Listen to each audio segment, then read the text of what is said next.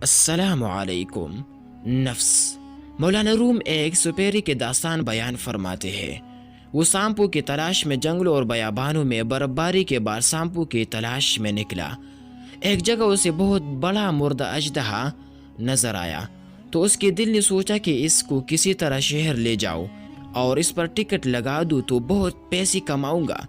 تو پھر وہ بڑی مشکل اور تکلیف سے اس کو کھینچ کر شہر لے آیا۔ لوگوں نے جب سنا تو شہر کا شہر مڑ آیا۔ اژدہا جو اصل میں مردہ نہیں تھا، برفباری میں ٹھنڈک کی وجہ سے اس کا جسم سن ہو گیا تھا۔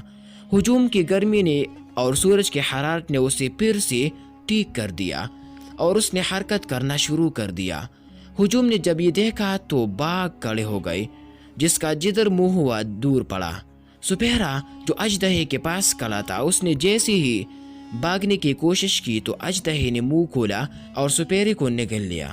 قریب ہی ایک بڑی عمارت میں بل کھا کر یوں زور لگایا کہ سپیرے کی ہڈیاں بھی سرما بن گئی۔